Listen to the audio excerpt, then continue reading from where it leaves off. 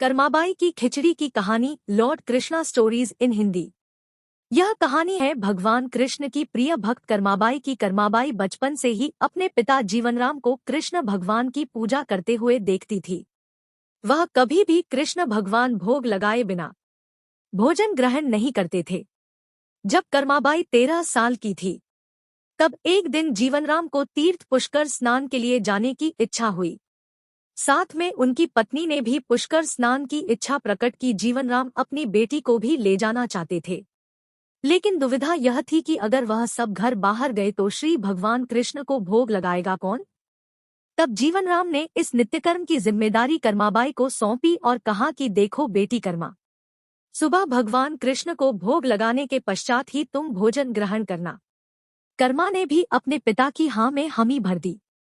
अगले दिन सुबह कर्माबाई ने उठकर सबसे पहले गुड़ और घी डाल के बाजरे का खींचड़ा बनाया और भगवान कृष्ण की मूर्ति के सामने रख दिया और बोली, भगवान मैंने आपका भोग रख दिया है, आपको जब भूख लगे तब खा लेना, तब तक मैं घर के काम पूरे कर लेती हूँ। इतना कहकर कर्मा अपने घर कामों में जुट गई। काम करते करते बिच बिच में आकार देखने पर जब कर्मा को ज्ञात हुआ कि भगवान ने अभी तक खिचड़ा नहीं खाया है, तब उसे संदेह हुआ कि शायद खिचड़ी में घी और गुड़ कम है, इसलिए भगवान कृष्ण भोजन ग्रहण नहीं कर रहे हैं। तभी कर्माबाई ने खिचड़ा में थोड़ा गुड़ और घी मिलाया और मूर्ति के सामने बैठ गई। वह बोली, भगवान मेरे पिताजी जब खिलाते हैं तब तो आप खा लेते हो, तो अब क्यों नहीं खा रहे?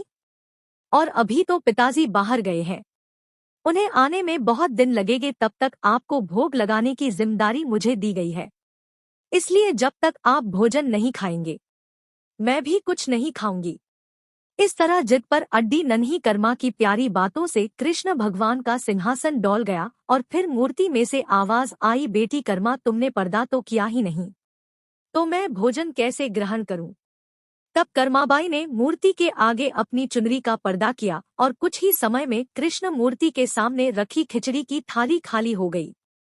अब कर्मा रोज सुबह सबसे पहले कृष्णा को बाजरे का खिचड़ा खिलाती और बाद में खुद भोजन ग्रहण करती। कुछ दिनों बाद घर लौटने पर कर्मा के माँ बाप भी कृष्ण की लीला देखकर दंग रह गए। इस तरह कर्माबाई ईश्वर कृष्ण की निस्सीम भक्त बन गई।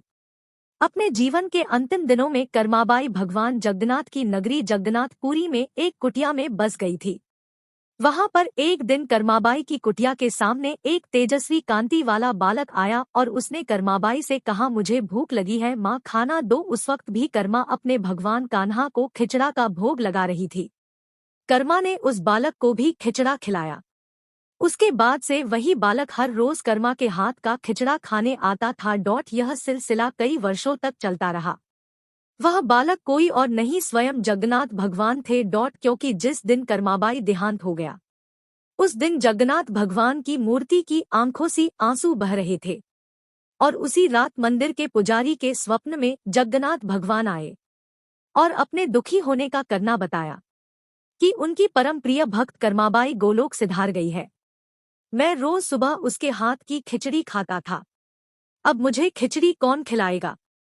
अगले दिन से मंदिर के पुजारियों ने निर्णय लिया, भगवान को रोज बाजरे के खिचड़ा को भोग लगेगा और उस भोग का नाम दिया गया कर्माबाई की खिचड़ी।